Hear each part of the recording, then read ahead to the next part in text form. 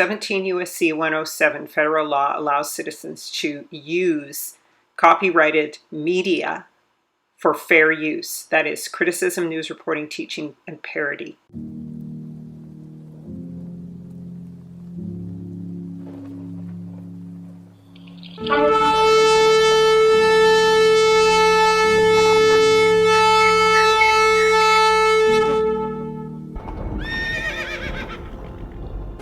Kuma, Yahua, Weaputu Oyeveka, Weanusa Misameka, arise of you, O Yahua.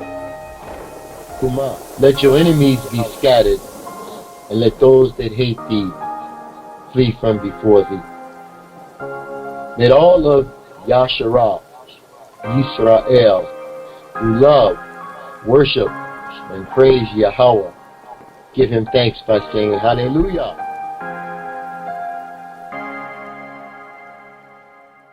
Shalom, everyone, and welcome to Into All Truth. My name is Rachel. We welcome donations, and we thank you, everyone, for donations that you made for calendars and cookbooks. Make a donation of $35 or more at livelightwell.com, and you'll get both the calendar and the Hebraic lifestyle Chaya, Eat, Life, and Fast book. And I pray that as you listen to this study, that the Ruach HaKodesh will lead you into all truth and show you things to come. Baruch atah kulam, in the name of Yahusha HaMashiach. Dead things are formed from under the seas and the inhabitants thereof. There is no human genealogy for the people of Mount Seir, the Horites, who were native to that land. And what does the scripture say? In Matthew, he answered and said, every tree which my heavenly Father has not planted will be uprooted. Now, this is speaking to spiritual matters, but I think it's also speaking of those who are created out of the sciences of the fallen. Okay, so we've already talked about the fact that the earth is a sphere because the waters above are separated from the waters below, and it sits in the horizon, and there is a dome over top because there's also a dome below in the ocean that you can't penetrate. Okay? So you guys, I'm going to have the great summing up of all things at the end of this, and you really need to look forward to it because it's going to be pretty exciting. But we know that there's been multiple resets of history. Noah's flood was a reset. Tower of Babel was a reset. The Egyptian papyrus documents this first Exodus as a reset. And of course, the destruction of Israel would have been a great time of reset. Now, in this video, we're going to go into the orphans trains of the mud floods, around the time of the mud floods and the disasters, asylums. What was going on at that time, and who are the hidden ones, and how were they hidden at this particular time through these great resets and these great disasters? So we're going to get into it, and please stay tuned to the end because you're going to see it all sum up. And again, this is my theory, but I think it might be actually what happened. Let's get into it. So like I said, these floods are always a sign of judgment and also a sign of the nations. Revelation 17:15 said, then the angel said to me, the waters you saw where the prostitute were seated are peoples and multitudes and nations and tongues. So it's always the Gentiles. And you see these people, they seem like they're coming up from out of the sea, from under the water, from these mud floods. And see how they're pouring up out of it. All right, they seem to be coming up from beneath in these ancient images. And these are the warnings that go out to Israel. Isaiah 8:8, I will pour into Judah, swirling and sweeping over it, reaching up to its neck. Its spreading streams will cover your entire land, O Emmanuel. Jeremiah, who is it that comes up as a flood, whose waters are moved as the rivers? Judgment also. So he's going to lay judgment to the line and righteousness to the plummet. And the hail shall sweep away the refuge of lies, and the waters shall overflow the hiding place. So this is what will happen to Israel, and it's actually ultimately what will happen to the nations is their judgment. Waters will come up from the north and shall become a sweeping torrent and sweep away the land and its fullness, the city and them that dwell in it, and men shall cry, and all that dwell in the land shall howl at the sound of his rushing, at the sound of his hoofs, at the rattling of his chariots, at the noise of his wheels. The fathers turned not to their children because of the weakness of their hands. In the day that is coming to destroy all the Philistines, I will destroy Tyre and Sidon and all the rest of their allies, for Yahua will destroy the remaining inhabitants of the islands. Baldness is come upon Gaza, Ashkelon is cast away, the remnant of Anakim. Okay, so that's I think Anakim is referring to the Anunnaki, and Gaza is where Esau dwelt. That's where the pyramids are. Okay. So they were flooded away at one time too, but I believe this is a double prophecy that's going to come again. So when the enemy comes in like a flood, it seems in the late 1800s, there was a series of floods. And the nations throughout Scripture are often symbolized as the flood. So there's kind of a mythology going around at the moment that a lot of these great cities of the past were just at some point abandoned. And they're usually these full daylight shots where, you really can't see any shadows. And, high noon kind of thing, or early in the morning, actually, where you can't see any shadows. Now, these could be plate shots where the streets are just modeled in as being completely empty, because this is black and white. And there's nothing new under the sun. So a lot of the technology they have today for Photoshop and everything, they had it in the past. And actually better, because they were stronger, smarter. So you have to be a better liar. So, but aside from that, if we're to go with this narrative, I do definitely believe that there was a shift because they hid all of the technology from the past. That's the key and most important thing. It seems that a future time or a future people were staged. And this is what I'm talking about. So people are calling the other people who came up, the RAPHAIM, or these mixed people who were made by the mad scientists kind of thing, came up. And they came up at a time in a very strange way.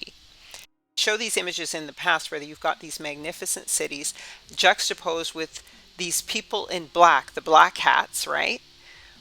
In horse-drawn carriages that seem incongruous with the technology and the architecture that's around them. They seem misplaced or displaced. The Medici family's Catherine, the Black Queen of France, married King Charles, who was actually a Jacobean, an Israelite. She was a Edomite from the Medici family. Now, she helped to raise Mary, Queen of Scots, who was married to her first son. And Mary was the mother of King James and wife later on of Lord Darnley, who was his father.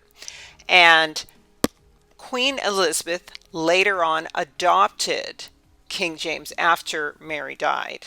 And Queen Elizabeth, who of course was of a swarthy complexion, was known for her relationship with Protestant Duke of Alcyon, who was another of Catherine Medici's sons. So Catherine Medici's son, Duke of Alcyon, was really one of the fathers of the Protestant movement, and he considered himself to be a Jacobean, a descendant of Jacob through his father's line. They weren't contemporaries, but this is where the connection is to Protestantism with King James. And they fought against the Catholic movement that was being pushed through Cromwell and Guy Fawkes and those ones. But anyway, long story short, a lot of them moved over to North America to establish New France first. And many of the buildings in North America, including the White House, were built by these black Europeans, and including, the city of DC was designed by black Europeans. The Black Palatines conquered started farming around all the Great Lakes. Same with the Sephardic Moors, the Sephardi.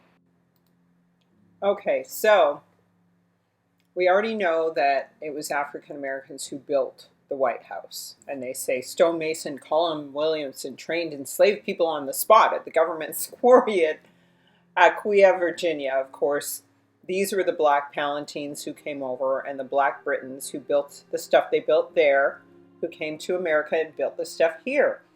And these were the Scottish Masons, because we know, of course, that King James was black, and so was his offspring, and they had to flee to America in order to live out a Protestant life. And of course, this was indentured servitude. It was the Muslims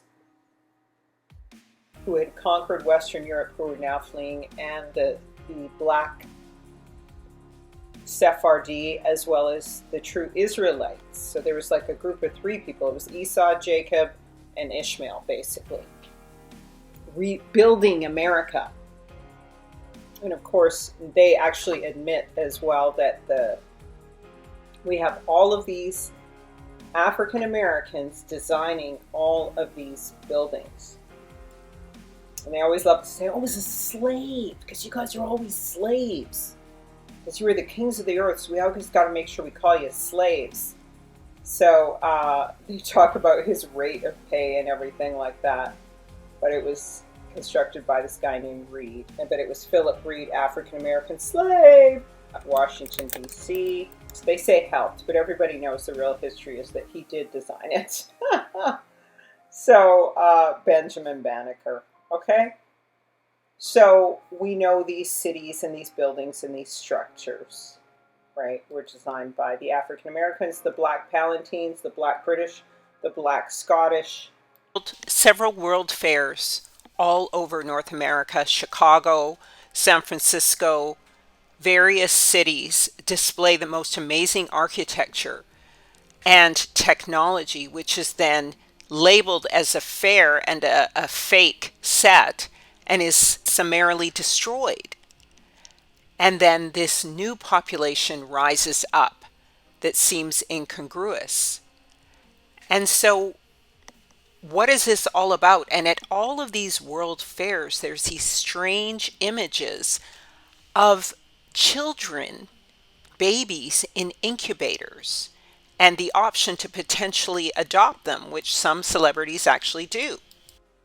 Now, keep in mind, Charles Schwab just did a huge workshop saying that we are entering into a time when narratives will matter. So we're being told stories, narratives, to switch the narrative. And remember, the devil knows his time is short. The devil knows his time is short. The devil knows his time is short. So does he have enough time to destroy and explode and break everything down and then build it back up? No, he doesn't. Why do I say that? Because the fig tree has sprouted forth green leaves. Israel is waking up, and we're teaching everybody. We who were dead are being alive. We're being made alive, and we're waking up to who we are, and we're remembering, and we're preaching the truth again. So the true dry bones of Jeremiah and Ezekiel are awakening. So that's Yehuda and Ephraim. But I believe also at the same time that the time of the end has come. It started at the fall of Israel, and we are in the summing up, the wrapping up of time. But I feel like these narratives are being sold to us in order to change our perspective on time. Right? Because what? The enemy would seek to change times and laws. Around the time of what they call the Great Race Reset, there was flooding all over the world. Flooding and soil liquefaction, causing everything, in the earth to sort of liquefy, and this being the result that you can see from, earthquakes and so on and so forth. And this perhaps being the circumstance out of which this final empire of Babylon with all the high rises and everything arose. They have all these images of these people, the black hat people and the people in these old clothes and everything, digging out these buildings that seem to be half submerged underground. And they talk about the fact that the mud is halfway up a lot of buildings. And they even have a lot of images of buildings from the past that they've dug out, and they clearly do have layers and layers of buildings beneath them. So that's a fact. Now, the timelines are not always right, because after the fall of Israel, there were destructions everywhere throughout the earth. There are whole cities that are underwater in North America, in Europe, everywhere. And the result of this, though, on a grander scale, is this mud flood and all of these disasters. And there are many photos where it just seems like the entire population was wiped out. But again, some of this looks like CGI, or it looks like something you'd see in a video game. You see the harsh angles, the extreme whites on the left. It's like when the scripture says, "I will make man as rare as a cluster of grapes." So there was a time when there was just nobody around, right? I mean, that's prophecy, right? And then suddenly you just see kind of a whole new set of people landing, and they're in horse-drawn buggies and carts that don't match the technology or the superior nature of the structures. And they're much smaller in stature. And they seem out of place. They seem as though they don't belong. So, first of all, the incubators. A lot of people have asked about the incubators. The incubators were first introduced at the World's Fair, and some people speculate that it was a way for people to take children and put them into situations like this, like public schools and so forth, that they needed more bodies for this system. They needed more children for the system to repair, like what you see here, mud flooded cities. They needed more bodies to dig, more bodies to work, and to train them for situations like that. They needed them to be indoctrinated. So there you go. That's the theory with the incubators. Is the incubators were a cover story to move children around. All I know is that the incubators were a strange period during the World's Fairs. Now, the thing with the Coney Island and the other beaches of the early 1900s is they seem out of place. They seem like they've never even seen water. Why are they wearing so many clothes? Why are they wearing so many clothes in this picture? It's not just about modesty, it's about these are the clothes that they were given. They don't seem right, as other people have mentioned, as John Levi has mentioned, as Wood Nichols has mentioned. They don't seem, all these people seem out of place. Their clothes don't match what it just seems awkward. It seems overdone, especially with the hats and the umbrellas, parasols, whatever you call them. There's just a strangeness about all these people. They just seem out of place. This woman seems out of place on the diving board. It's like she's never been on a diving board before. You know, and nobody can explain why people were wearing so many damn clothes. You know, and why everybody had the same hat. You know, and there's just a lot of inconsistencies. And when I first started doing these videos, I wanted to just see if people could kind of figure it out just by looking at them. But if people prefer narration, I'll give narration. I should give narration anyways. It's more interesting, I suppose. And if you don't want to hear my narration, then you can mute the video. And I'm going to be doing non-narrated videos, just the music, on a different channel. I'm going to make a separate channel just for that.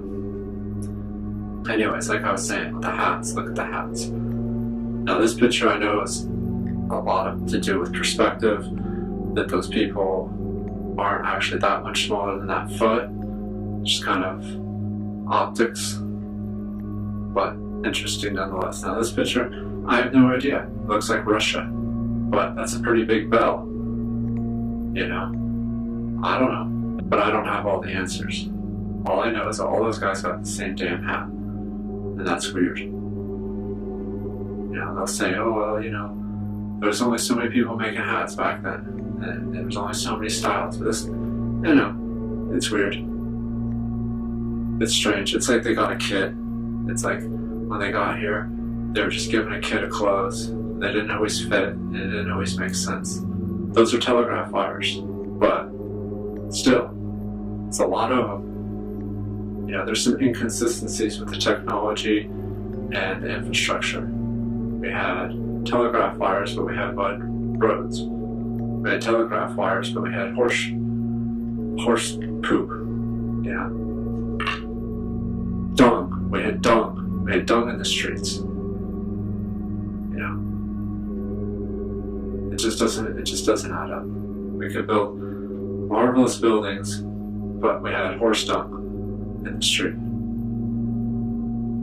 We're led to believe that these inconsistencies are normal. They're not normal. They're glaring, stark inconsistencies. It looks like they're building the subway, or are they digging out the old buildings? That's the question. Look at all these people. They'll tell you that they came from Europe. They'll tell you that they came from Eastern Europe. They'll tell you that they came from Russia. I don't know. Maybe. But why? Why did when they get here, there was already a place, there was already skyscraper? No one can argue that the period between 1812 and 1920 was a very interesting period in America. Now remember, 1812 was at the time of the so-called war to end slavery, but it seems like it was a time when all of these empires were destroyed. And it was also the time when the KKK was created. So the agendas seem to be connected. Talk about the incubator babies, the World's Fair, and the true meaning. I don't know, but it seems sinister. Here's a panorama of San Francisco World's Fair. There's a lot of people there. A lot of people came to San Francisco shortly after the earthquake. They thought it was a good idea to rebuild in an earthquake-prone part of the world. Look how fancy the trains were. Look how nice the rugs were. Look how nice the ceiling of the train car is. Why can't we do that anymore? Is it because it's not necessary? Here, look, see Chinatown, San Francisco. Same phenomenon. Everybody dressed the same. Everybody primarily has the same type of hat. There's another picture of a beach scene. Everybody looks like they're not dressed for the beach. Like I said, they'll talk about modesty, but it doesn't add up. Look at this here, the White House. And there's trash everywhere, and these people look indigent and dirty, that they don't belong. I know things were different back then, but still, it begs the question, what the hell was going on back then? These people standing out here at the ocean dressed like that. Why? Why would you dress like that? Why would you dress like that if you know you're going to stand in the ocean? It could be a small thing, it might not be a big detail. Here we go, again, with the hats. Everybody's got the same hat. Or has just that cheap. They were just giving them away. I mean, like I said, I know it's a silly thing to obsess about, but, there's something to it.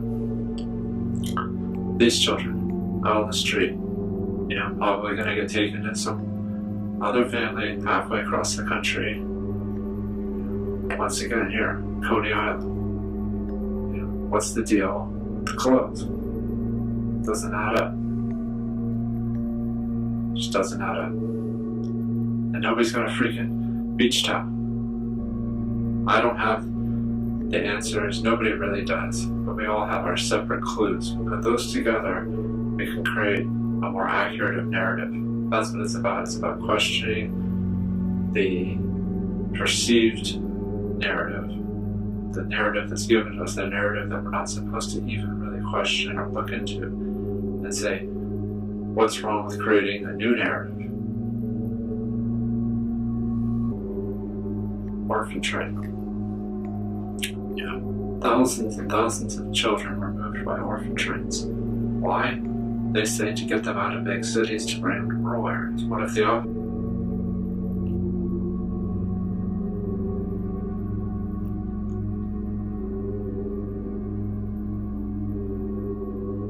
Raphaim are formed from under the waters and the inhabitants thereof.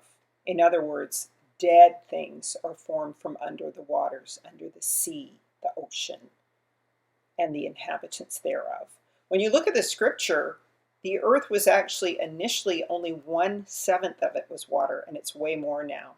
So this is about the children or the inheritors of Babylon and how they came about. It's about the resurrection of the dead things from beneath the sea and the resurrection of the ruler from under the sea. And so he came as Esau's Christ. So this is the story of as above, so below, and how that happened and came to be realized here in Babylon. So when we look at the history of Israel, and I'm going to get into this in the next video, but I believe that it was in the 70th week that Yahusha the Savior came, and that was up until that time that Israel had to bring in the kingdom and to atone for all their unrighteousness and to receive the Savior, and they failed. And so they were scattered. All right?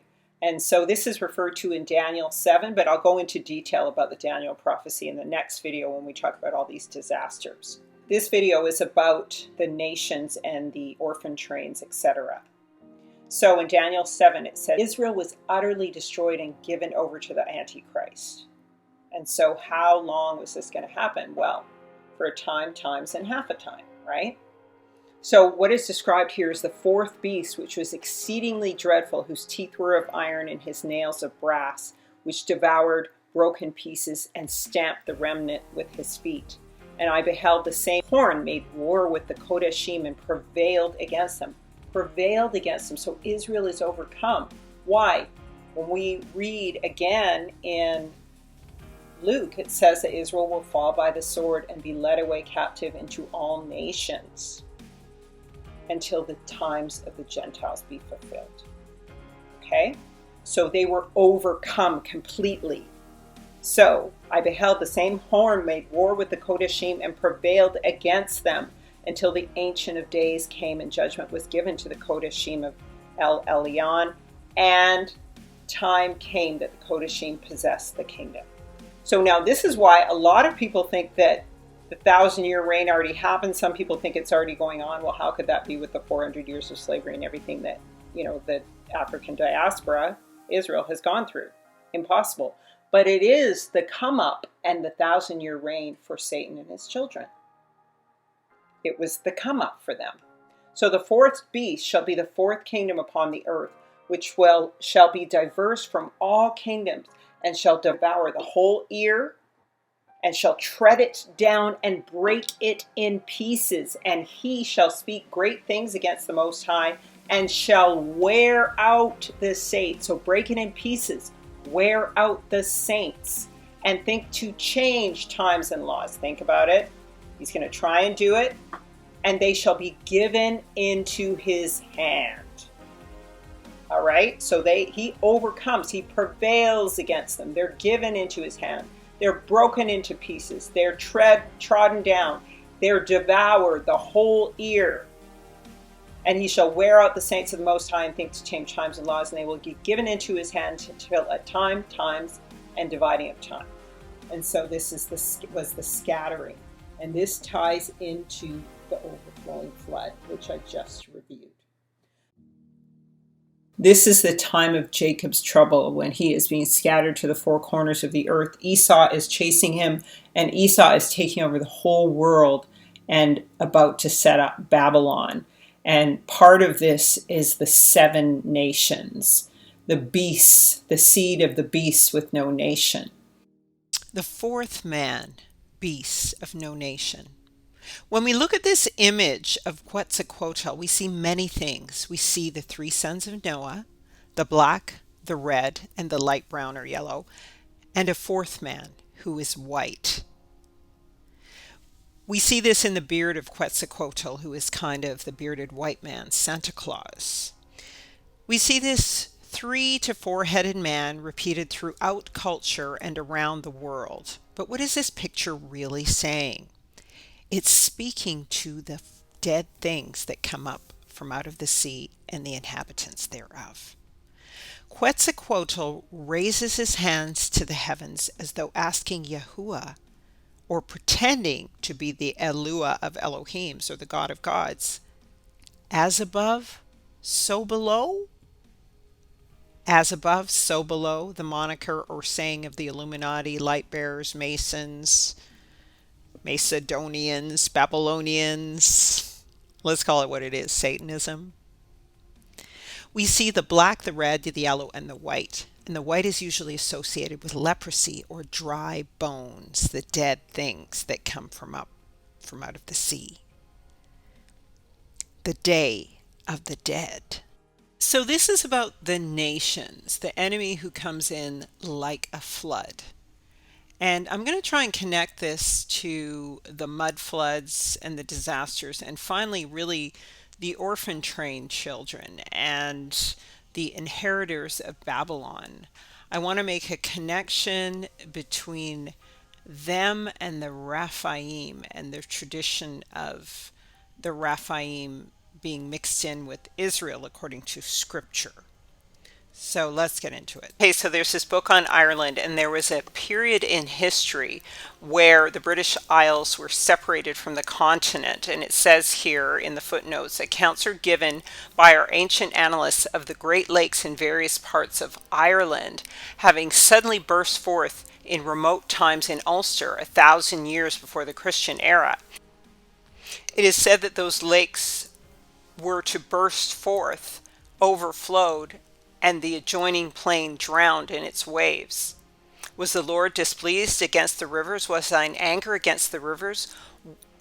Why was thy wrath against the sea without his right upon the horses and thy chariots of salvations? Thy bow was made quite naked, according to the oaths of the tribes, even thy word. Thou hast cleaved earth with rivers. The mountains trembled, the overflowing of the water passed by the deep. Uttered his voice, lifted up his hands on high. The sun and the moon stood still in their habitation. The sun and the moon stood still in their habitation. At the light of thine arrows they went, and at the shining of the glittering sword. Marched through the land in indignation. Thou hast threshed the heathen in anger. So there are other things that the book talks about, and of course about the mystery of the formation of the Irish bogs, which has never been. Great Flood of 1861 lasted from November 1861 to January 1862, over a year. But the resulting flooding lasted all the way to spring and summer. Melting mountain snow and multiple heavy rains caused flooding from Oregon all the way to Mexico.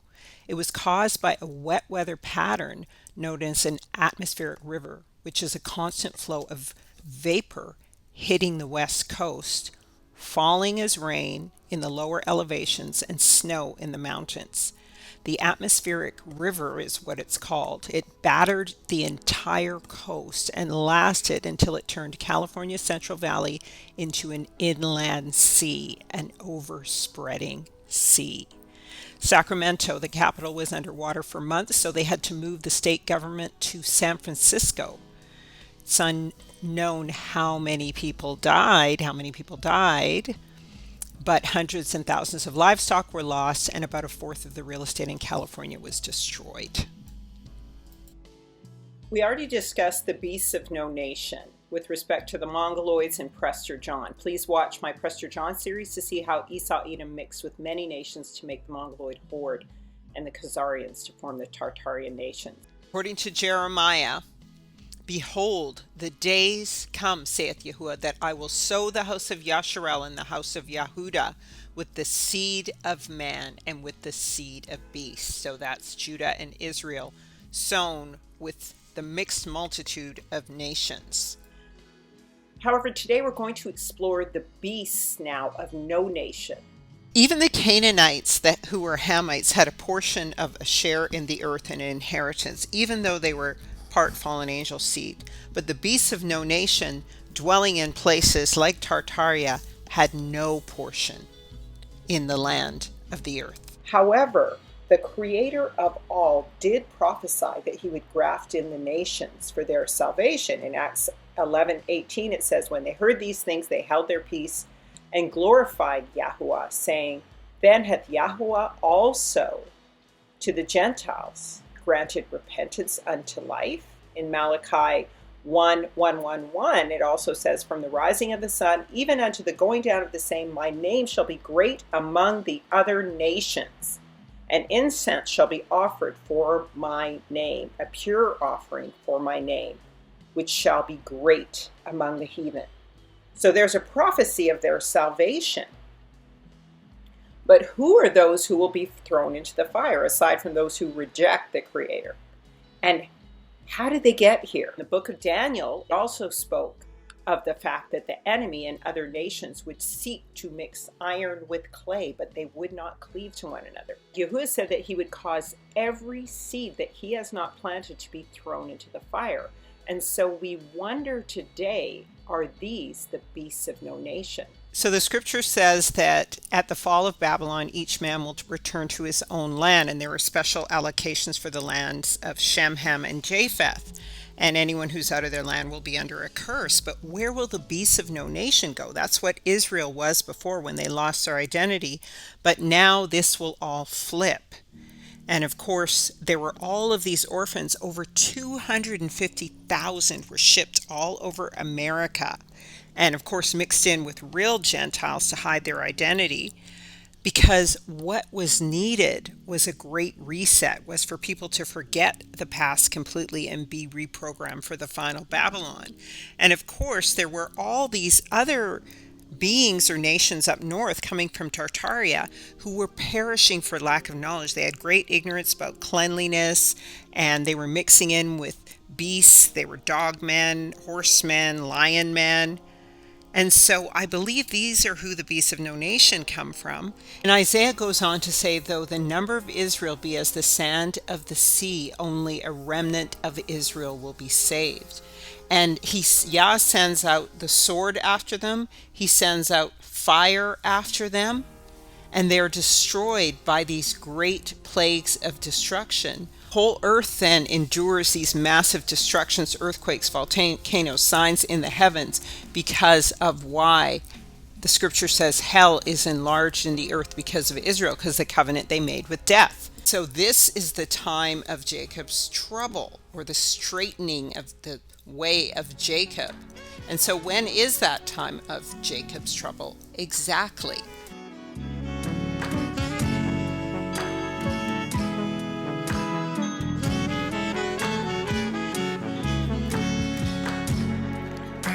Bags and prepared to leave. The siege is about to begin. For this is what the Most High said. Suddenly I will fling out all you who claim this land.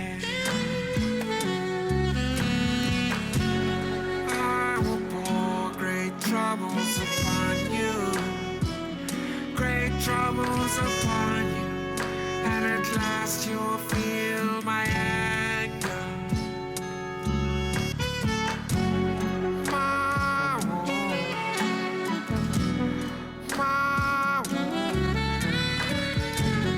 wound is so severe and my grief is great.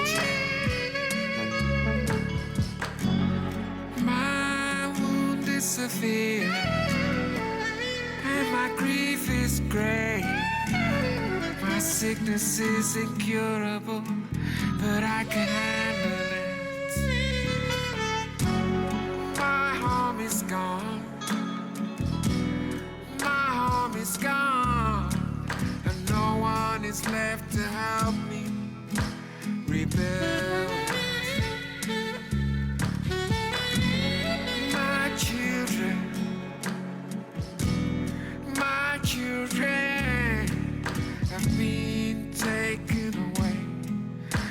I will never see them again.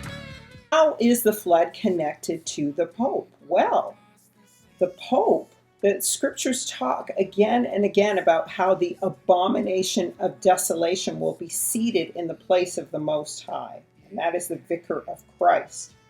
Okay, so the law that pertains to the Catholic Church, which is in the image that I showed you here. This is the Catholic Church right here.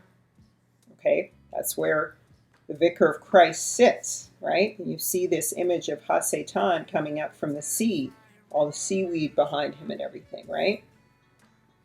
They call it the See of Rome.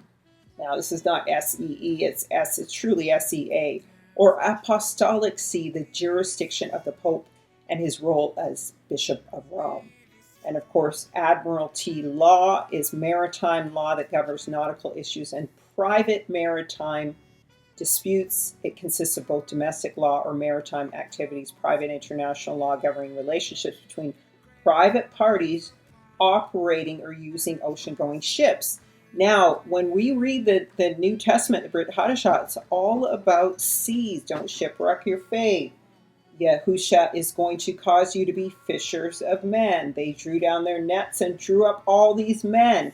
It is the age of Aquarius, the time when those who come up from the sea are saved by Yahusha.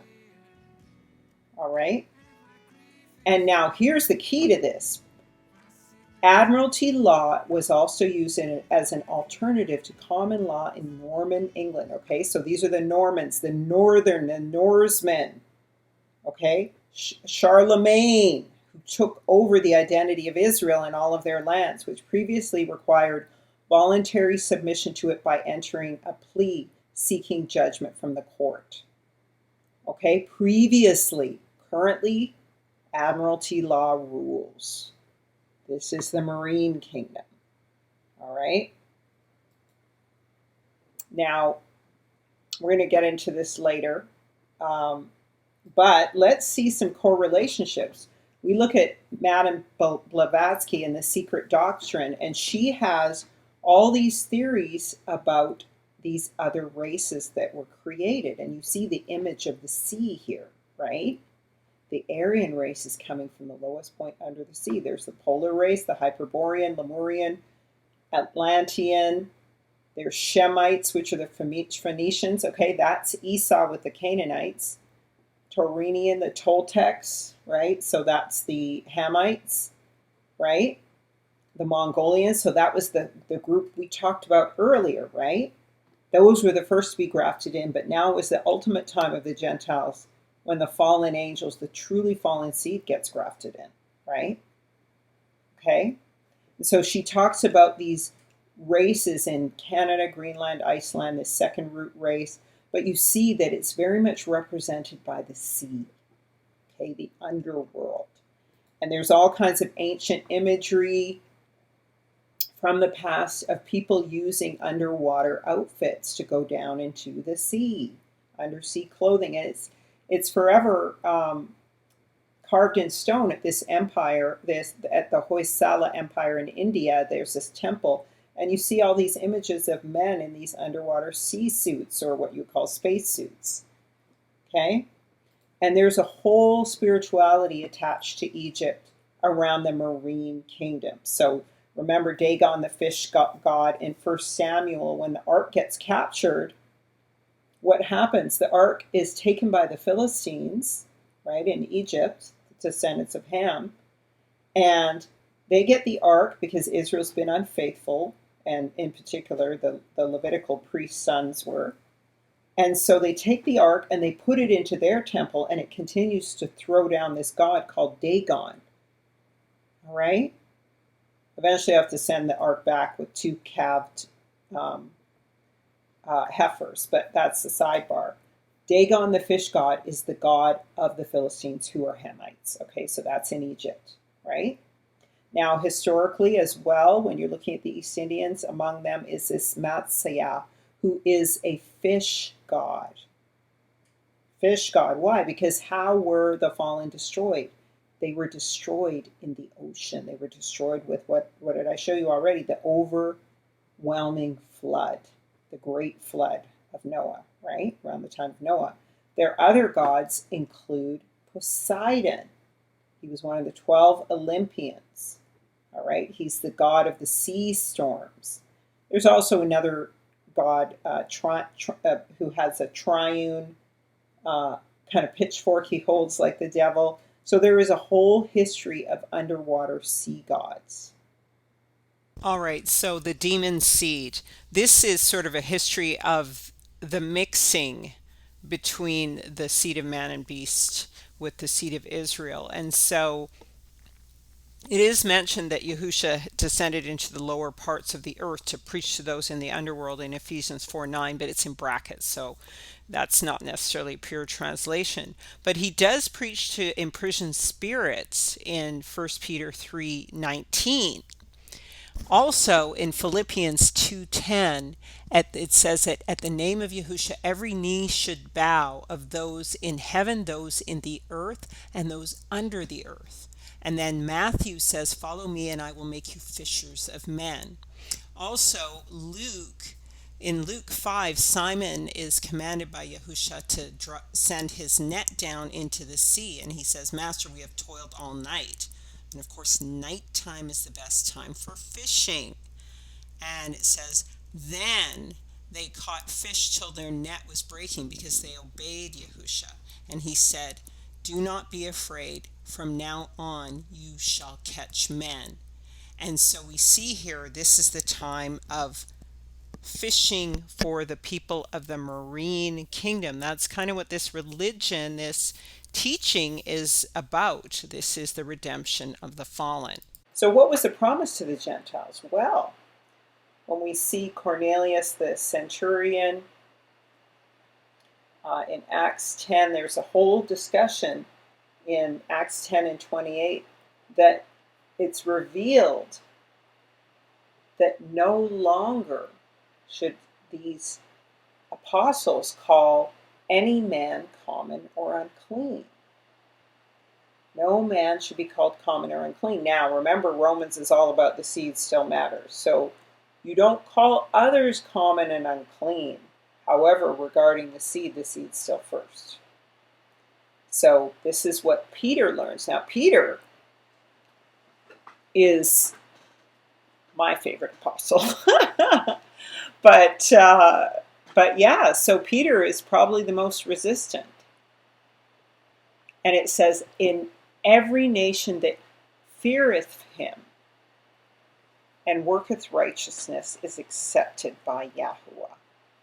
Then verse 45, the Gentiles also was poured out the gift of the Ruach HaKodesh.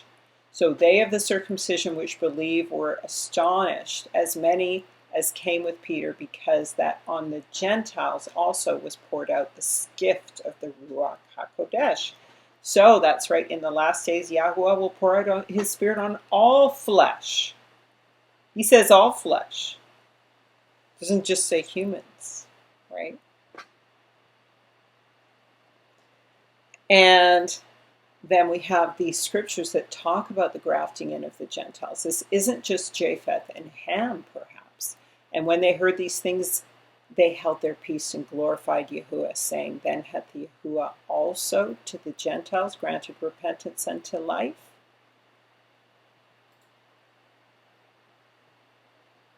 And then this is the loss of the kingdom by Israel, right?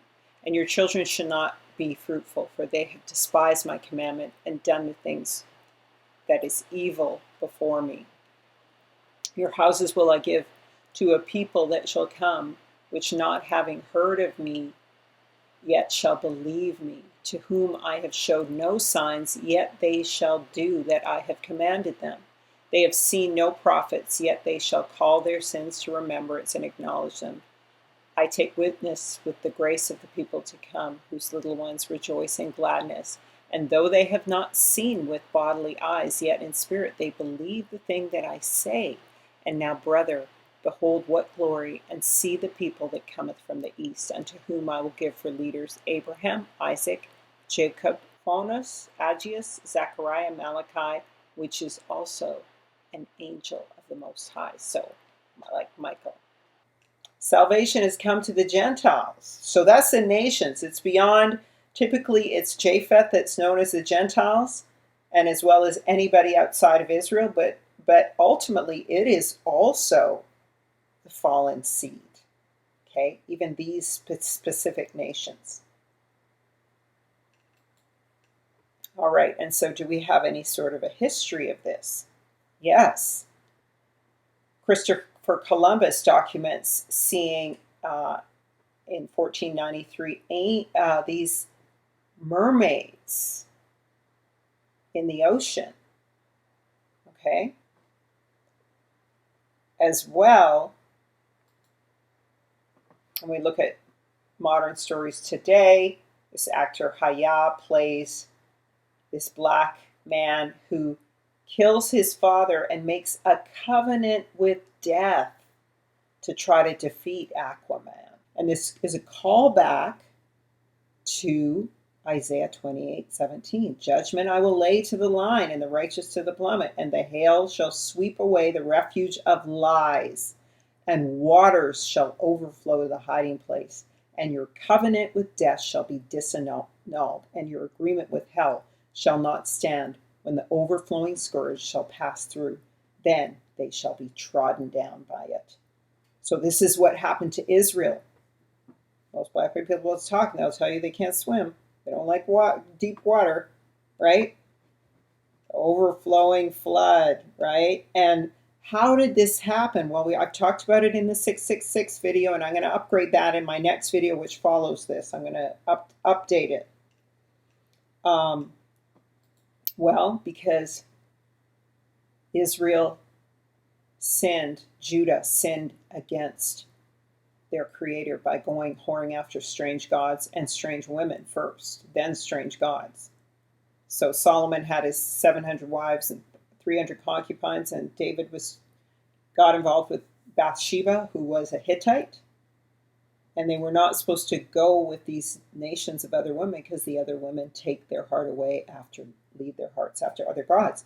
This is why the Hebrew women are the teachers, the spiritual teachers of children, because the Hebrew women are like the Ruach HaKodesh. They teach this about Yahua to their children.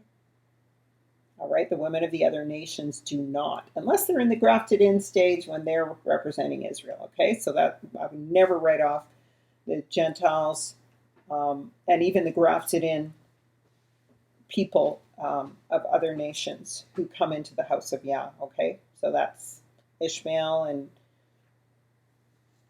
Moab and all the other nations too, right? The black nations, right?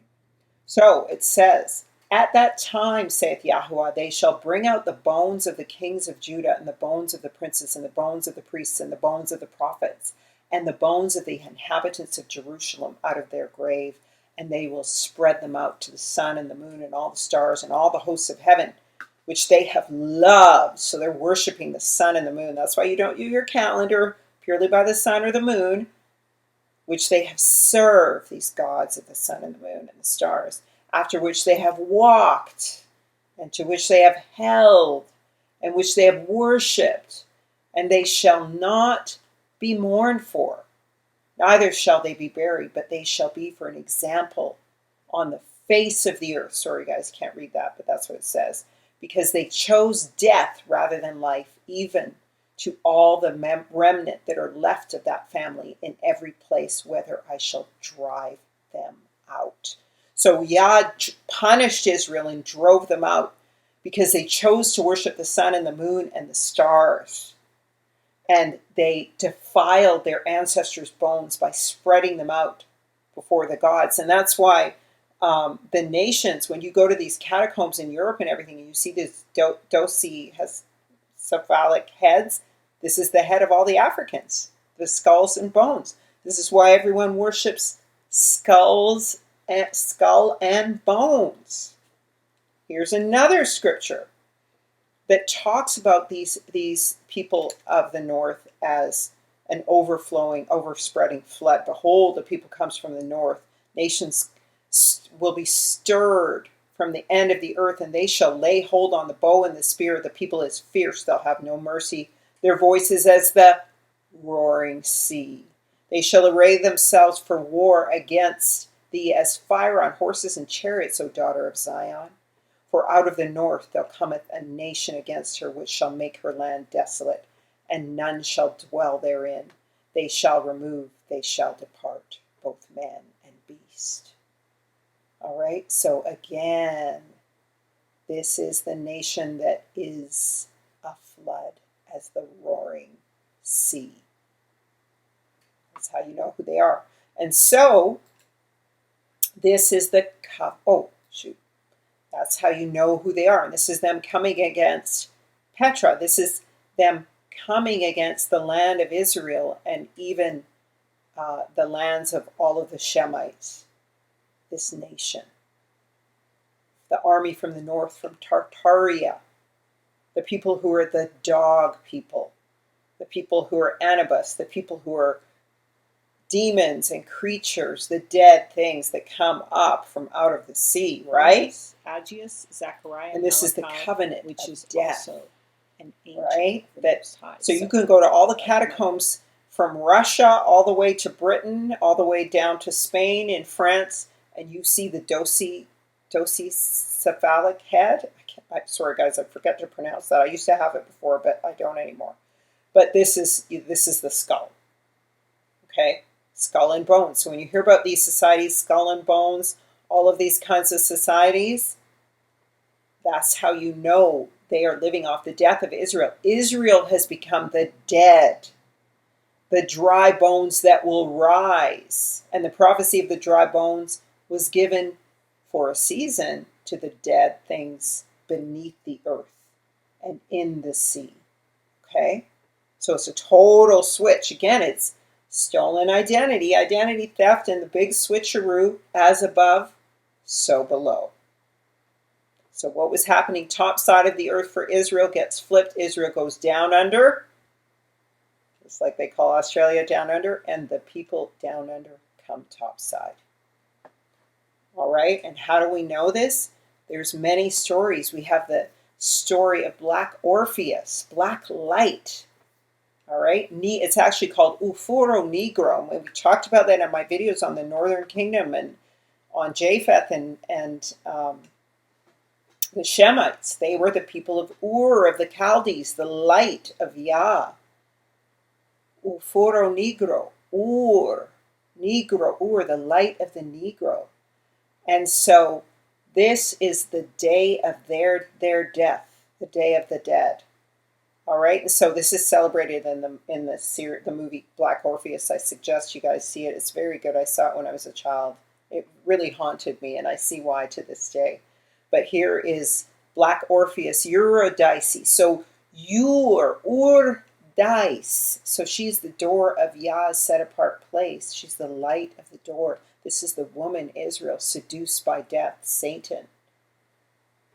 And this is like the Day of the Dead holiday. This is like Carnival and all of these things when everyone switches roles. It's a masquerade, which comes from masquerade. And so what happens is it's celebrating the switch of power from the people of Israel to the nations and their death. Okay? And so you see it celebrated in places like Mexico in celebrations like the Day of the Dead. So when you see Hell's Angels with these skull and bones, in the Illuminati with their skull and bones, and the Masons and their black balls and their masquerade balls and everything, they're celebrating the Day of the Dead. They're celebrating Israel's fall and their come up. All right, that's what they're celebrating. So when we see things like this, these folk festivals where we see people in blackface, they try to get rid of them, and they shouldn't, because it commemorates the Black Moors of Europe, of the UK, who they really were. And their clothing is in shreds, and they've been burnt, and they're celebrating the fact that of their fall and their destruction, them being a heap of ashes now. So they have these Moorish dances that celebrate the end of Israel. Okay? celebrating the end of Israel. Their death, them going to the underworld, down into death. And what does the scripture say? The most persecuted people in the world. All right, that captivity and that enslavement.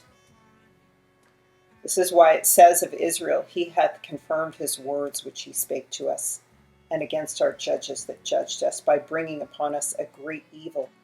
For under the whole heaven hath not been done as hath been done upon Jerusalem.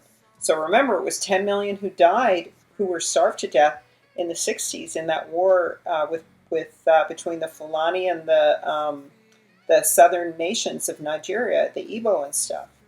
And that was a recent history. 100 million in the transatlantic slave trade, 100 million in the Arab slave trade, 100 million when they came here. There is no nation on this earth that suffered that much death. And it was according, unfortunately, to the will of Yah. And we see even in these kingdoms, there's always water is a part of the marine kingdom. There's always fountains and everything, fountains at courthouses and everything, because it is the marine kingdom. Okay, so according to Wikipedia here, Home Children was the child migration scheme founded by Annie McPherson in 1869. Now, I am told that Queen Victoria, and I've read articles like 3 years ago because my father actually came over here during World War II, and Queen Victoria was all over this. You can't, now her name's been scrubbed, so you can't find her name on any of this, but she was actually the one who initiated a lot of this from the articles I saw. So the Home Children was the immigration or the migration scheme founded by Annie McPherson in 1869, under which more than 100,000 children were sent from the United Kingdom to Australia, Canada, New Zealand, and South Africa. The program was largely discontinued in the 1930s, but not entirely terminated until the 1970s. Yeah, you know, during World War II, they did the same thing. So it wasn't that discontinued. All right, and so research beginning in the 80s exposed abuse and the hardships of the relocated children. Australia apologized in 2009 for its involvement in the scheme. In February 2010, the UK Prime Minister Gordon Brown made a formal apology to the families of the children who suffered. And then Canadian Immigration Minister Jason Kennedy stated in 2009 Canada would not apologize to child migrants, preferring to recognize that sad period in other ways. So anyway, they had a practice of sending poor orphan children to English and later British colonies to help alleviate the shortage of labor. Now, how is this possible? Because there were tons of indigenous people. I mean, they massacred tons of people, okay? So what it was they were increasing the number of Caucasian people, expanding the colonies, okay? And it seems like just with these orphan trains and the whole incubator thing, there was an awful lot of orphans. I mean, and where were they all coming from? It says labor shortages encourage the transportation of children. But it doesn't really make much sense because there were indigenous people in all those lands that they had enslaved.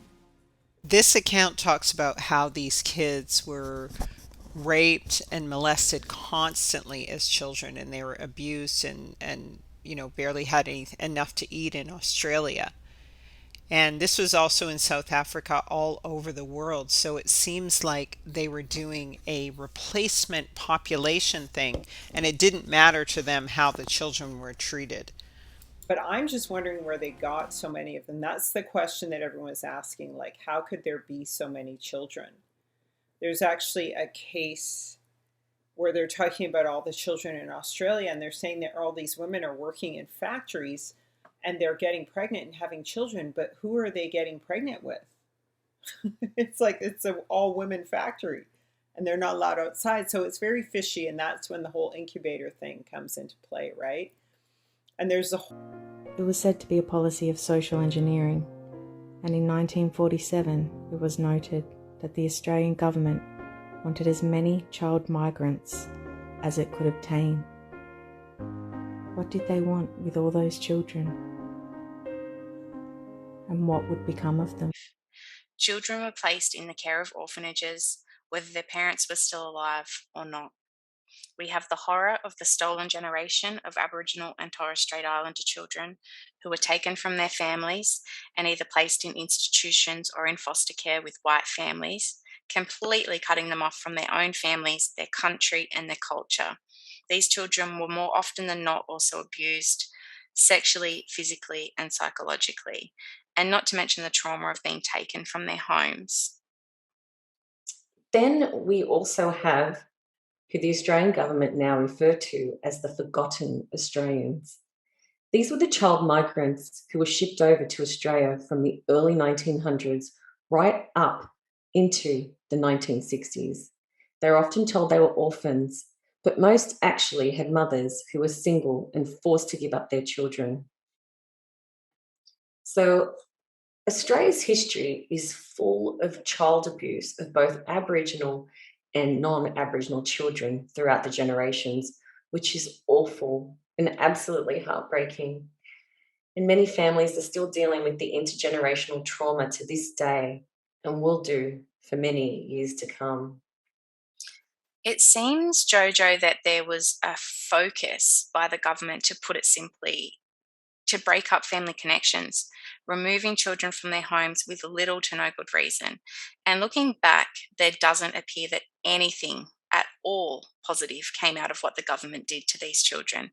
They didn't grow up any better, and most of them ended up ruined by the trauma and abuse they endured by the people who were supposed to be protecting them. And I guess the question is why? Why did Australia want so many child immigrants? Was it to repopulate and indoctrinate a new generation with a new history?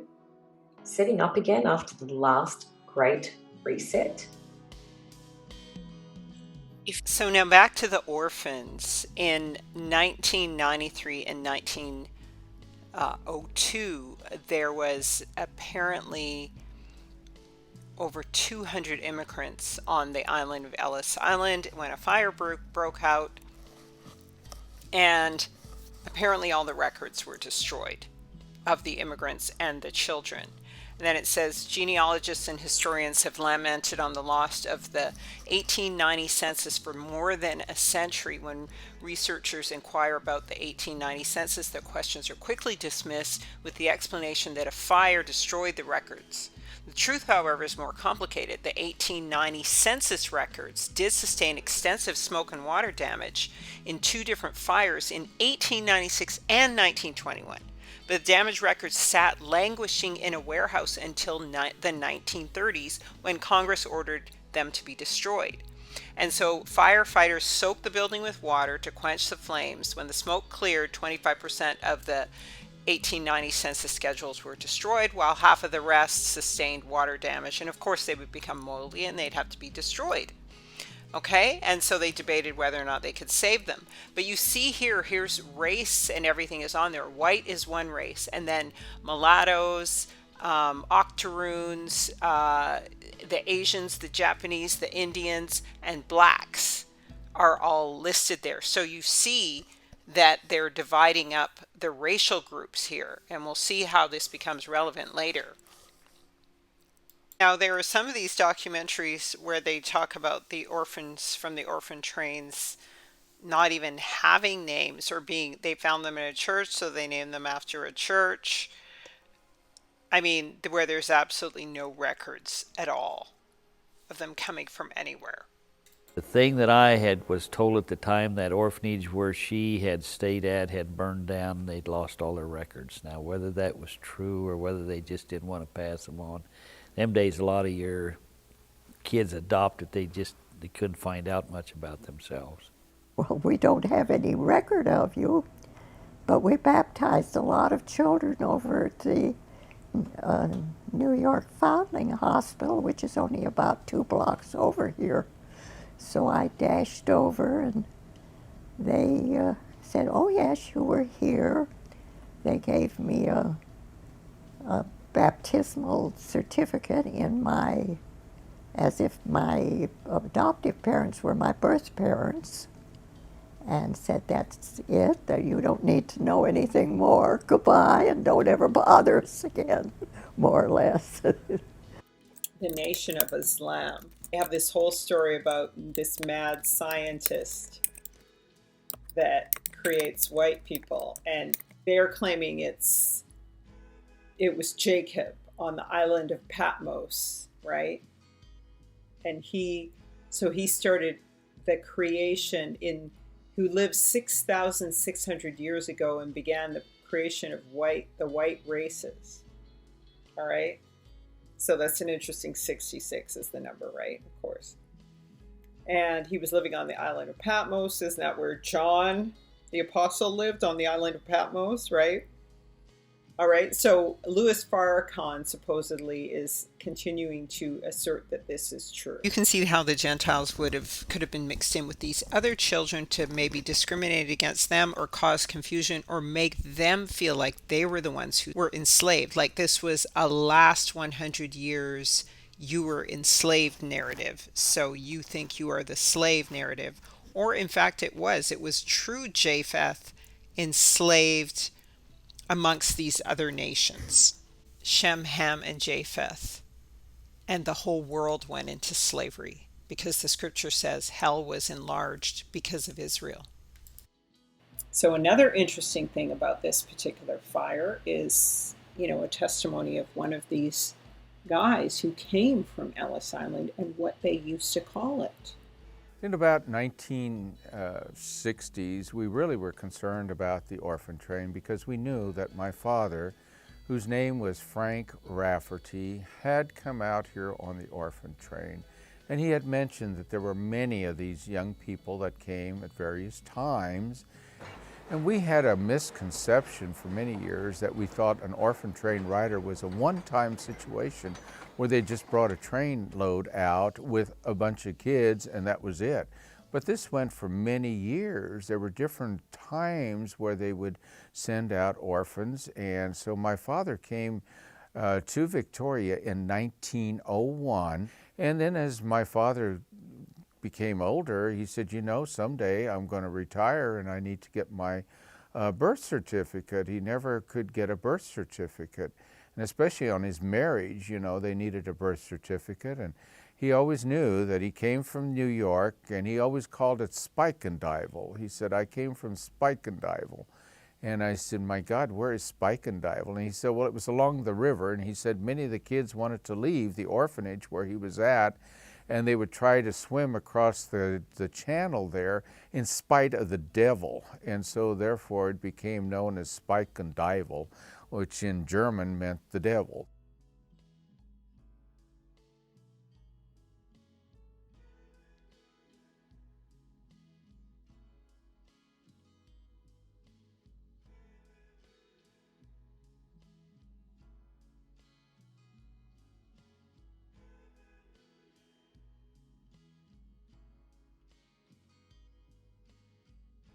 Remember, these kids went all over the world. So it was to expand the colonies of the Gentiles.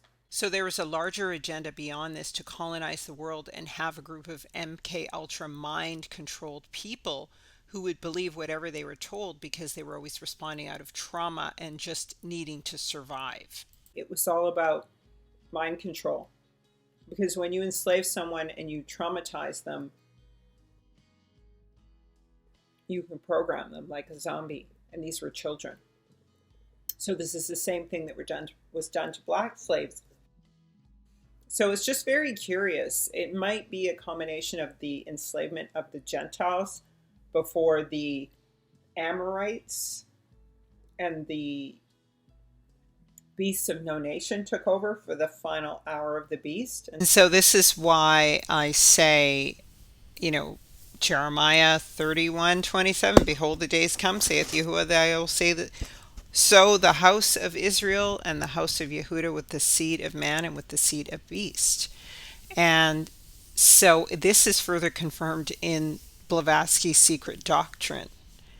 and may explain these babies in these incubators that we see at the World's Fair and the hordes of orphans distributed all over the world in the 1800s to late 1900s, as Israel and her children were scattered and reduced to dry bones and basically erased.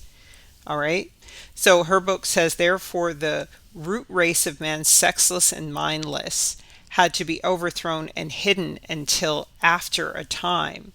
The first race, instead of dying, disappeared in the second race, as certain lower lives and plants do in their progeny. It is wholesale transformation. The first became the second root race without either begetting it, procreating it, or dying. They passed by together, as it is written, and he died, and another reigned in his stead. Why? Because the holy city had not been prepared. What holy city? Well, this is actually the real Jerusalem. And so what it is, when you read in Daniel 5, I believe it is, and we'll go into it in the next video, it talks about the 70 weeks, that they had 70 weeks to, make an end of all of their sin, for the king to be ushered in and crowned, and for all of those things to happen. But instead, they rejected the Savior, so they went into their time of Jacob's trouble. Asylum was set up in 1811. The population was still extremely small and so sparse for such a huge continent, yet an asylum was already required just 22 years after the first fleet arrived. Who were these people, and what had made them so mentally unstable? Also in these times, there was an abundance of lunatic asylums, because I believe that a lot of, and you could be put into an asylum for almost any reason: women trouble, vicious vices, epileptic fits, dropsy, domestic disputes, and jealousy, anything. I think they were putting all of the Hebrews, the black people, in these things because they were shipping nothing but white children around to all of these farms and everything. You could be put in for gas, congestion of the brain, death of sons in war,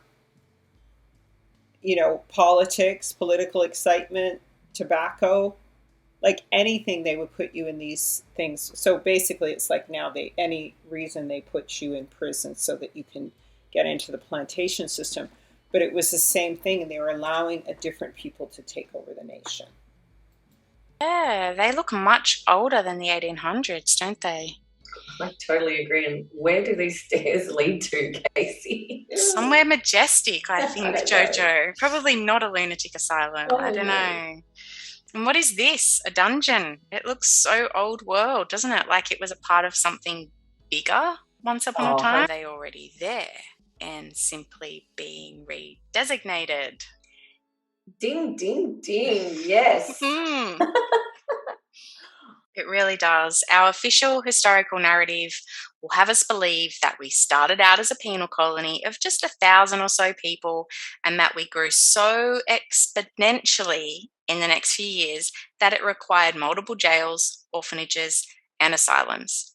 Yet this same narrative gives us next to no explanation for where all these people came from and what it was exactly that caused them to require incarceration, become severely mentally ill, or have no parents of which to care for them. This is such an awful topic, and it's super heavy. All questions for you to think about, right? So in 1675, about the time that the Israelites and the family of King James was being assassinated and they were on the run and the Moors were fleeing Britain, in 1675 and 76, a Bethlehem house of bread at Moorfields, Black Moorfields, was built to accommodate 59 patients. And also there's these rumors about technologies being created that would send people into a mesmerized deep sleep. So apparently there was this MK Ultra project. Here is the document on it. It talks about it in 19. But there were various people who were saying this began much sooner. 54 discusses mind control. And apparently strange machines were used to pump thought control into the minds of people. And it was a variety of just putrid odors and toxins.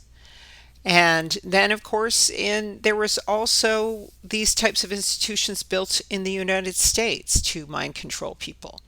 Getting everything under control and resetting everything. So here is in Psychiatric News an article on mental institutions and the confinement of Black people. Okay, so there was no mention made of the Central Lunatic Asylum for Colored Insane, which opened in 1870. It was the first state asylum in the nation for newly freed slaves. So if you got yourself free, you could get put into an institution to get reprogrammed or something, or being re-enslaved again. It was renamed Central State Hospital.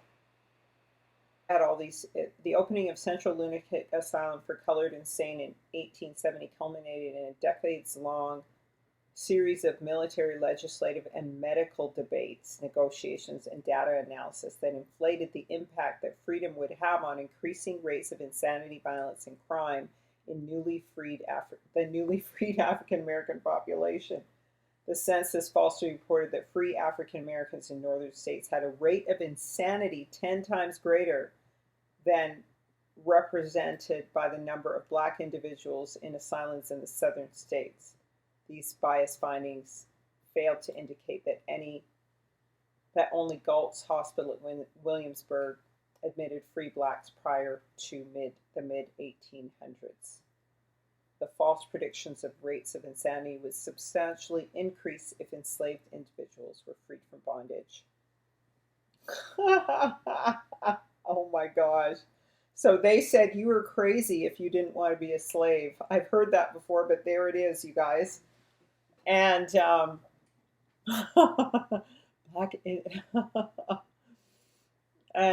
was to counter the belief that Black individuals were immune from the risk of insanity and other ills prior to 1840. Oh my gosh! If you were freed, your risk of insanity was higher. That's why they had to keep slavery going.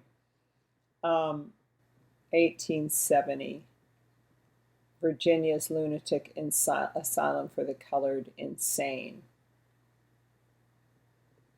And it was rented out for 15 years. The admissions swelled throughout the 1870s, exceeding the hospital's capacity. Now look at how close these beds are together, right? So you know they're making some money, they're doing something, because nobody wants to be in an asylum, right? Especially African Americans. And then when the new asylum was completed, it exceeded 373 psychiatric patients. This is just one institution, but I'm going to go ahead and guess, just like as in Australia, they had all these Black people locked up in these asylums. And then I wanted to show you this because of, the story of Betty and Barney Hill and their abduction by aliens for pregnancy and that kind of thing. They're still doing various things to impregnate people and create babies, these aliens, the fallen ones, okay? So was there a history of breeding or mixing in the fallen seed with Israel in the past? How were these nations of fallen angels, people from under the earth, how were they doing this sort of thing in the past in a way that people were conscious and aware of? We know the story about Shadrach, Meshach, and Abednego, and there's a fourth man in the fire. That's Yahusha. This is a different fourth man. There were 3 sons created who were descendants of Noah, Shem, Ham, and Japheth, and this is the false fourth son. Okay, the fourth man who is the offspring of the fallen angels. And what does the word say? Where does he come from? He comes from this Table of Nations. Now this has masqueraded as a Table of Nations from the land of Africa, but of course most of the people in Africa are very dark-skinned, and so it's guessed that this is really from Asia and the Mediterranean. And so we're getting these images of Shem, Ham, and Japheth from this, quote, Table of Nations. But again, I believe that Shem, Ham, and Japheth look the same and then became these three types. And still, I think Japheth's would have been darker. 1, 2, 3. And this is the fourth man. And he's wearing spotted clothing because he is spotted. Okay? And so when we go back and we look at the fourth man, we see him here, and we see this image of Quetzalcoatl. Quetz for quarter. He's holding on to the four corners of the earth. He has 4 different souls that he's trafficking in, and he's controlling those 4 corners of the earth, and he's the old man with a beard. And the scripture says, Raphaim, or dead things, are formed from under the waters, and the inhabitants thereof. So Raphaim are the descendants of the angels. We have an incident here in scripture, which is what causes the flood, when the children of the fallen mix with women. It says, the sons of Yahua saw the daughters of men that they were fair, and they took them wives of all which they chose. And Yahua Alua said, my spirit shall certainly not remain among these men forever. So that's the fallen, right, who were forced to watch their chained in hell by what I believe the angel of Yahusha, and destined to watch their offspring die. I will not remain among these men forever, because they are flesh, but their days shall be 127 years. 120 years. Now the giants were upon the earth in those days, and after that, when the sons of Yahuwah were wont to go into the daughters of men, they bore children to them.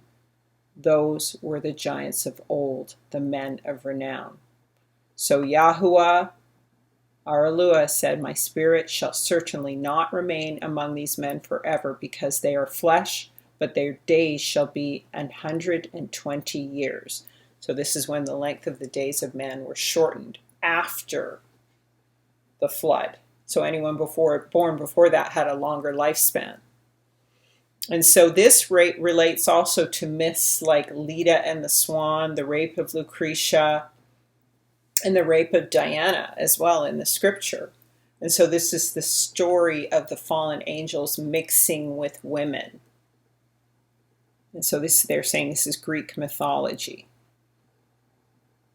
But it is very common imagery because it was a common practice. Why? Because what does it say? In those days and after that, when the sons of Yahuwah were wont to go into the daughters of men, they bore children to them. Those were the giants of old, the men of renown. So it was something they continued to do in those days and after that. The offspring is this fourth man. So there's really one genetic Y chromosome that all human beings share from the male side, and it's linked to O positive blood. Okay? And then the O negative blood is linked to the fallen angels. All right?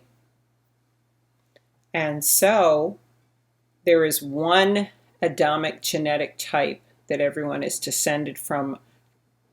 And then there is this other male type associated with the Cro-Magnon, Neanderthal, all these other types. Okay? And there is only one woman type, because these angels went into the daughters of men.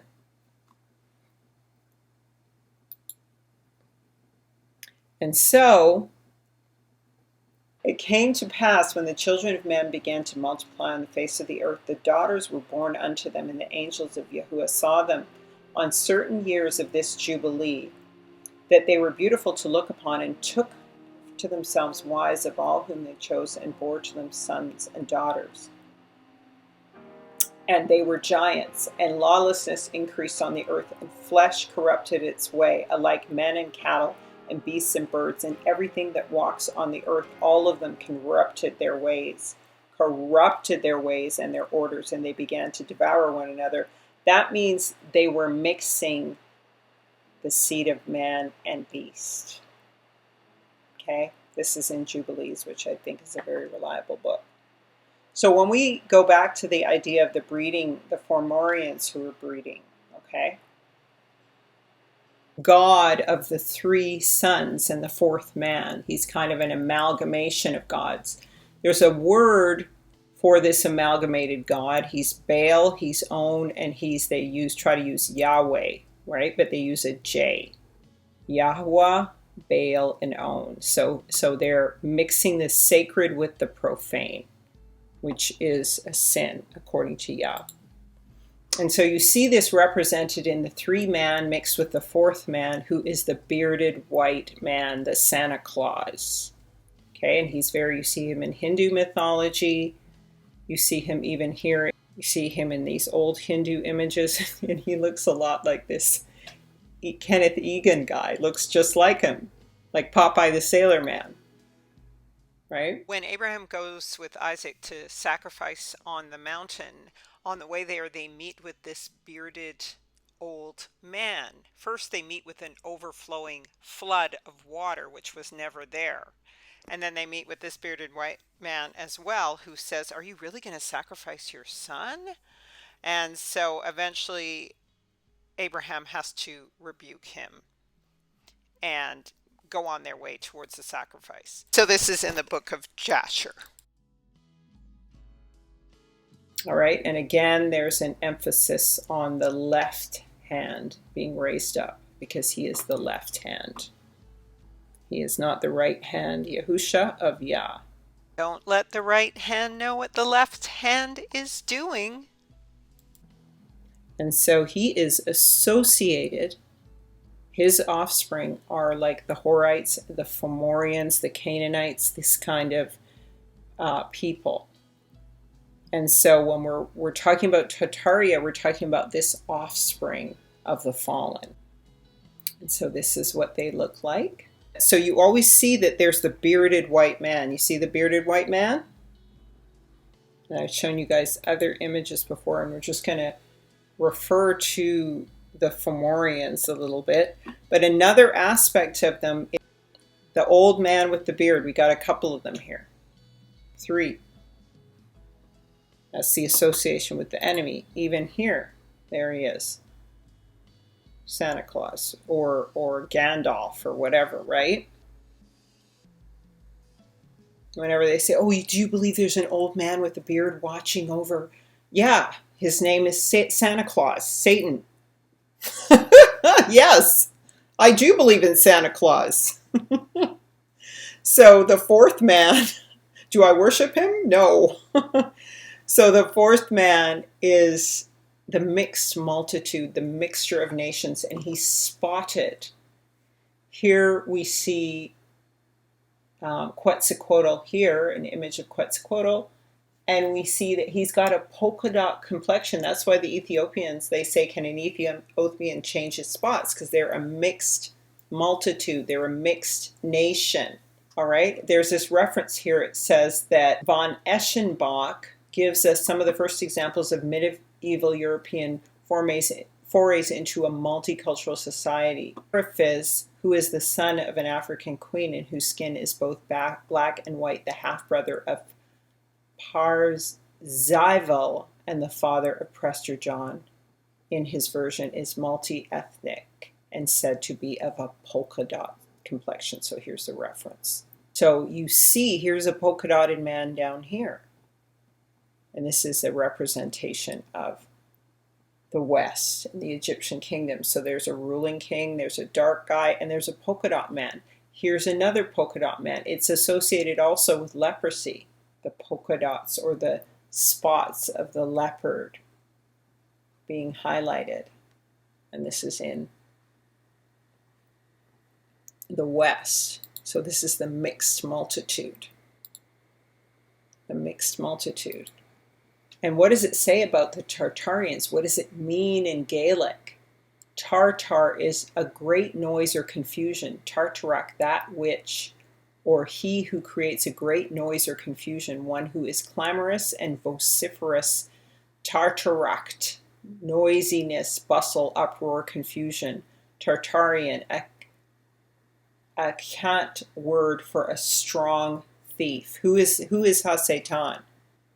He came to kill, steal, and destroy. All right. And if anything Tartarian shall break in upon you, I will with both hands nimbly lend a cast of my office to him. Wandering Jew. Tartar is described as a savage fellow or an ugly customer. So these are all the negative associations with the Tartarian.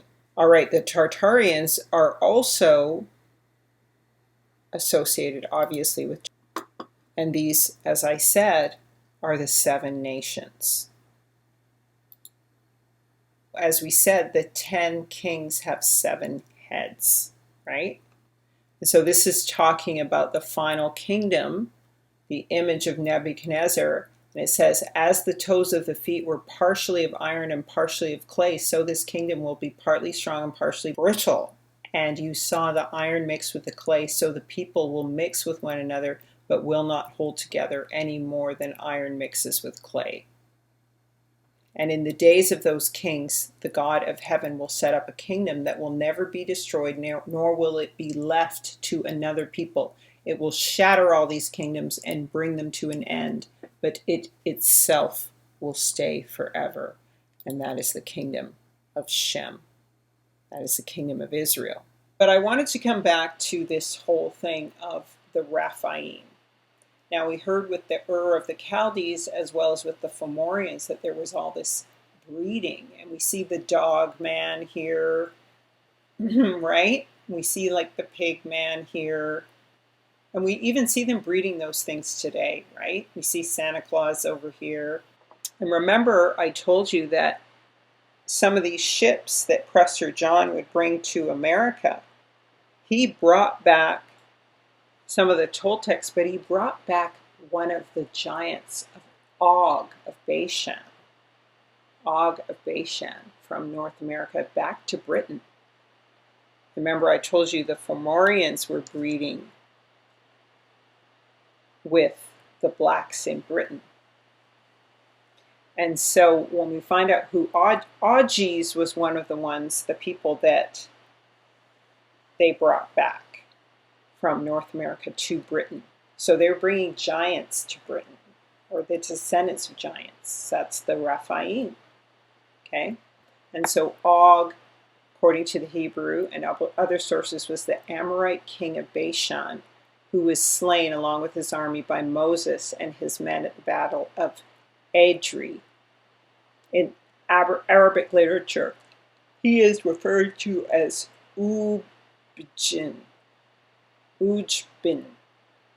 Now, Anak, so that's Anunnaki, right? Or Ujbin. So they will also call giants Jinn. Now, interesting, just side note, that 144,000 have not mixed with Jinn, which is also Gaine, but it can also be Jin. So that's why they haven't contaminated their blood. They haven't mixed with giants.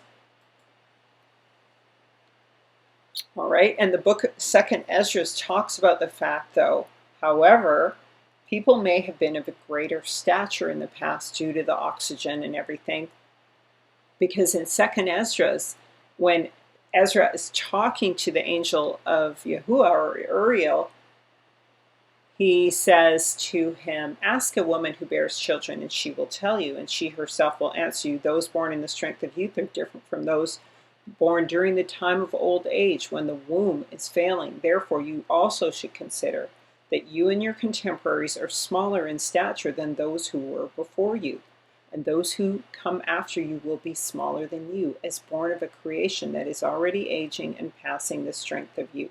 So, depending on the proportions of these people, if they're balanced and they're normal, people just may have been bigger in the past. And we see that a lot. People in ghettos and stuff tend to be smaller and shorter due to the poor food and so on. Okay, and we've shown you images of these star families who were the descendants of Fomorians. They were found in North America because they had been banished or driven away by disasters sent by Yah. And remember, I told you about the Fomorians and the black breed. The Fomorians were some of those who were in the land of Israel, in the Hebrides. And these were the Augians, all right? These were the descendants of Og of Bashan, the giant, all right? So what does it say? This is Wikipedia about the Fomorians. The etymology of the name is debated. The first part is now generally agreed to be the Old Irish foe, foci, okay?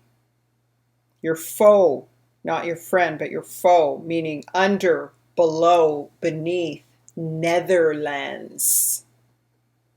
Underworld, meaning of the second part, is unclear. One suggestion is that it comes from the Old Irish moor, and that the name thus meaning something like the undersea ones. Remember what I said, dead things come up from out of the sea, and the inhabitants thereof, the RAPHAIM.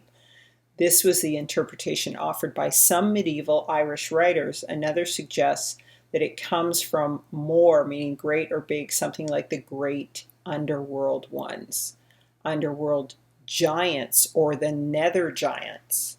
A third suggestion, which has more support among scholars, is that it comes from a hypothetical Irish term for a demon or phantom found in the name of the Morrigan, and the cognate with the archaic English word mare, which survives in the word nightmare. The name would thus mean something like the underworld demons' phantoms or nether demons' phantoms. Building on this, Marie-Louise Sogestet interprets the name as meaning inferior or latent demons, saying Fomorians are like the powers of chaos, ever latent and hostile to cosmic order, and suggests a relationship with Tartessian Omoric. So there is a Tartarian association with the Fomorians, as I've said. All right, so Ur of the Chaldees, or Urland, was also the northern kingdom and part of the land of Shem. And so there is a book called Irish Wisdom, which tries to tie the descendants of the fallen of Og of Bashan, the Ogia, it tries to make them into true Israel, because their identity was given to Israel, actually.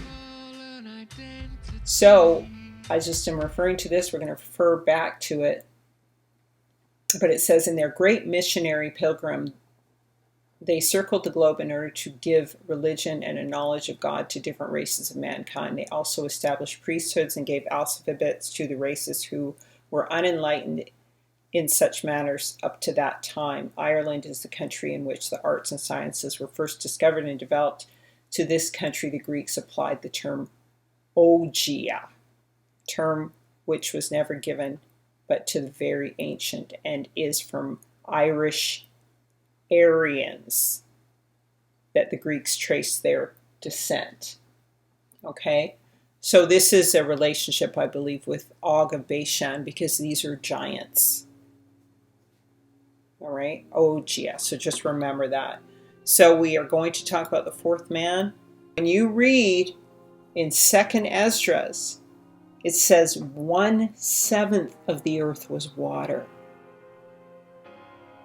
Now they're saying around 90% of it is. That's how much, that's the overspreading sea, the abomination of desolation.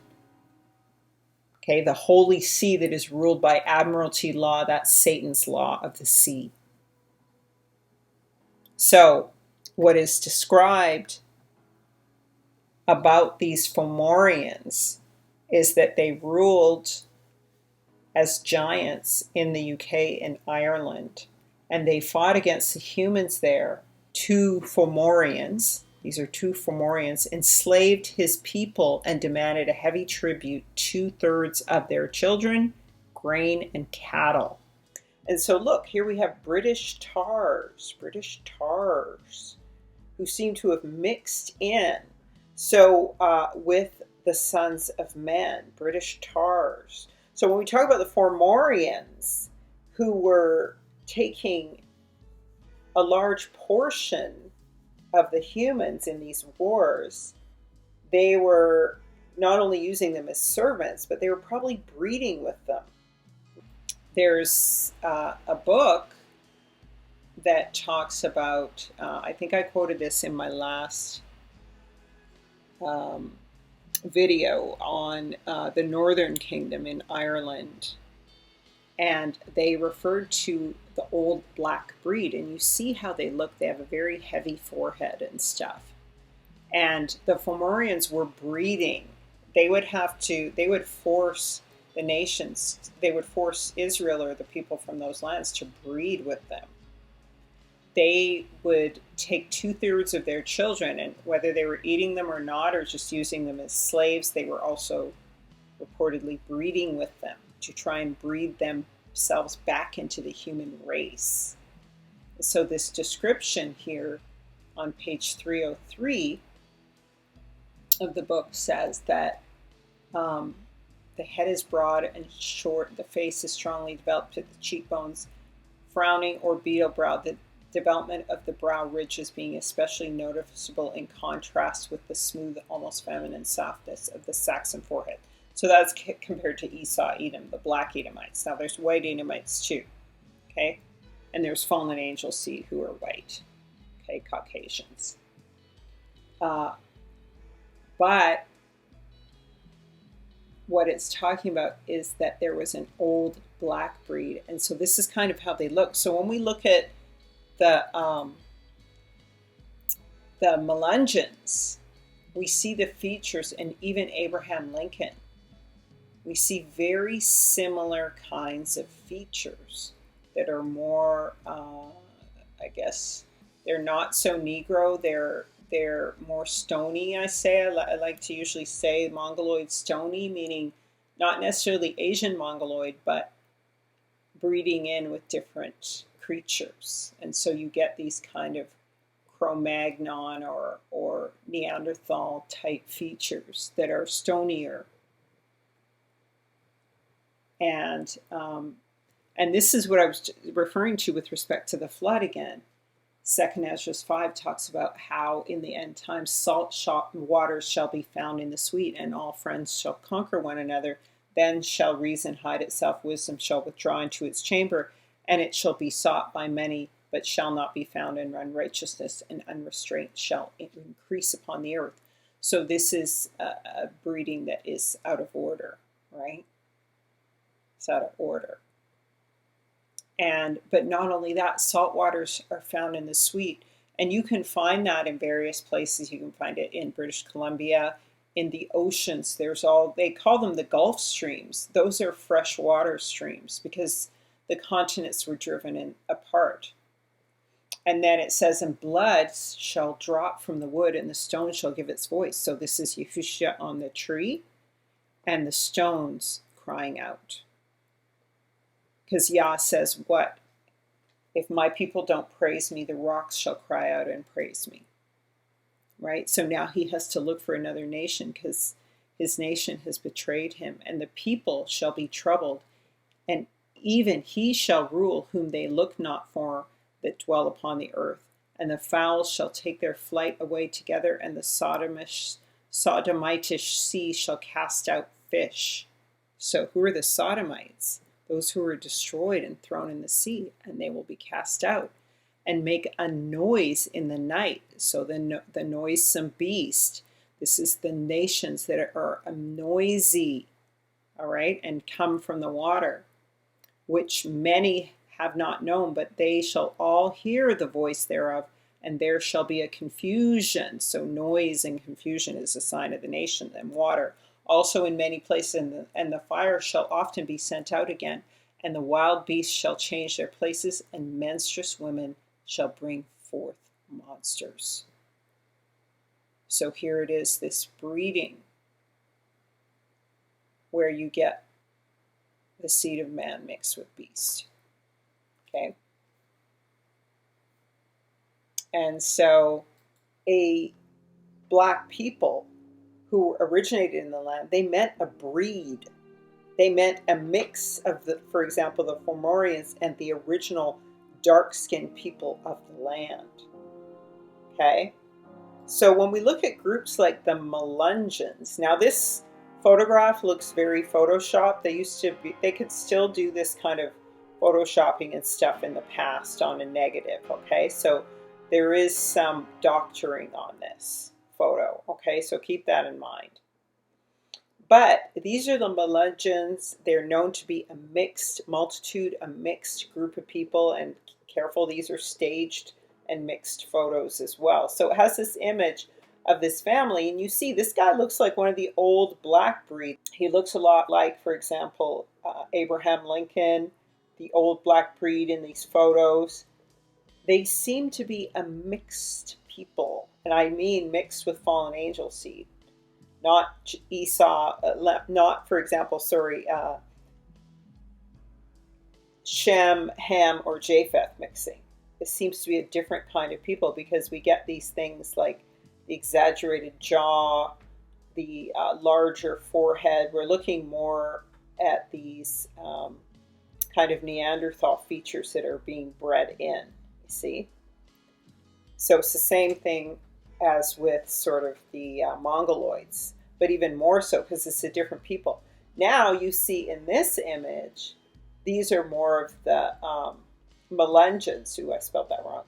And look, this looks like a staged photo though, because this guy looks like a white guy in blackface. Look how light his hand is here, same guy. And look at the kids like, what on earth is this about, right? Like his face is like just perturbed and like he's not into it. And he's like acting very badly. He looks like he's in blackface. Look how light his hand is. And he looks a lot like Hugh Grant. Now here's clearly like a black family. She looks mixed race, kind of straightish Native American or, Hamitic. And then he looks a bit more African American, but maybe he's mixed with some other stuff too, because he could be, he looks a bit like Mongoloid himself, right? And there's their son, their two kids. So anyway, it seems like this is the same kid here. All right, but this looks staged. There's a lot of staged photos. And so once again, here's the Fomorians depicted. And when you go into my older videos on the playlist on stolen identities, you'll see that one of the things that the Israelites had to do after the scattering was they had to give their firstborn children to the ruling nations. So it's the same thing as the Fomorians. I'm going to show you that you can see a direct correlation between the shipping out of these kids to rural areas and the removal of black families from cities, in addition to placing black families and black people into asylums around these times in the 1800s. Right? And we also have in 1912, Georgia County, we have all the black residents being driven out of there by white residents. So this is around the time from about 1800s to 1916. Between 1860 to 1920s, white Americans pushed out thousands of black residents from their community. So they came in and they settled and they built everything, and then they were pushed out. Okay? That's the real history. That's why they were sending thousands and thousands of these kids on all these trains, right? And that's why you would see all these public hangings. And what are these white kids who have no parents or anything, who haven't grown up with any guidance, and they're around for all these hangings and everything of black people as they take over their land, and they're under MK Ultra mind control, right? They're being beaten and raped and all kinds of things. These kids. I'm not absolving them because you're responsible for what you're responsible for. If you're getting beaten and raped and you don't like it, you can't sit around and watch other people get beaten and raped to be okay with it too, right? But you see a lot of these people are full-grown adults. So once you're an adult, you can make that decision. You're still responsible. So Gentiles are responsible no matter what. It is what it is, right? Got to be responsible. And of course, around 1865 is around the time the KKK was founded. This is also around the time that the Civil War kind of stuff was going on as well. So there's a lot of upheaval. I don't think it was about ending slavery. So in my family, we didn't tell the white folks all our business. So when they stole our identity, mispronounced it as Choctaw, they would come back into Lacombe, see our ways of living, and then they would mimic this back in Oklahoma. How far back you think they've been stealing our color and race? Thank you. And do you think they're going to give the real people back their race? No. That's something we have to stand up. We have been allowing, like I was telling you before the show started, we have allowed people to make us accept things. When the Europeans have come here, whatever they don't like, they write a law. And they stick together and they push it through. In 1886, the Cherokee Nation was completely settled in Indian Territory, land that had been guaranteed to them forever by the United States. However, less than 50 years after removing the tribe from its original homelands, the federal government was already making plans to acquire even more Indian land. On February 8, 1887, Congress passed the General Allotment Act, or Dawes Act, which would change the lives of American Indians forever. Under this act, the United States gained millions of acres of land from citizens of the 5 civilized tribes in Indian Territory. This seizure provided plenty of land for white homesteaders and cleared the way for Oklahoma statehood in 1907. Henry L. Dawes was the United States congressman who proposed the act. The Dawes Act would abolish each tribe's communal ownership of land and instead allot a certain amount of land to each individual tribal citizen. The rest of the tribe's territories would be deemed surplus and opened for development by non-native settlers and corporations. In 1896, the Dawes Commission entered the Cherokee Nation and began working to formally enroll each citizen, process them with a number, and allot them a certain amount of land. Each Cherokee Nation citizen, including children, was entitled to land worth $325.60 and would include no fewer than 40 acres. To ensure that each citizen was accounted for, the Commission sent locating parties and set up 14 enrollment sites in Tahlequah, Muskogee, and Fort Gibson, among others. Citizens were often required to give testimonies to prove their citizenship or the citizenship of a neighbor or family member. When the land allotments were assigned, many Cherokee citizens' parcels were split up, even in different counties, with surplus land for white settlers in between. The end result was a checkerboard pattern across present-day Oklahoma, making Cherokee management of their properties difficult. Cherokee citizens often sold their allotments or had it seized for alleged failure to pay taxes. The Cherokee enrollment process lasted until March 4, 1907, after which no further Indians were eligible to receive a land allotment or tribal citizenship. 41,693 enrollees were ultimately listed, and the Dawes final rolls were established as a basis for citizenship in the Cherokee Nation. Every Cherokee Nation citizen today can trace their roots to an ancestor on the Dawes rolls. The white man to come in and just assume our identities. They came into Egypt and they assumed the identities of the Egyptians. They came down into Puerto Rico and assumed the Puerto Ricans' identity. Now they come in and they're assuming the Native Americans' identity. They're setting up tribes, they're getting government money. They're the thieves. Oh yeah, no. They're the biggest thieves that's going around.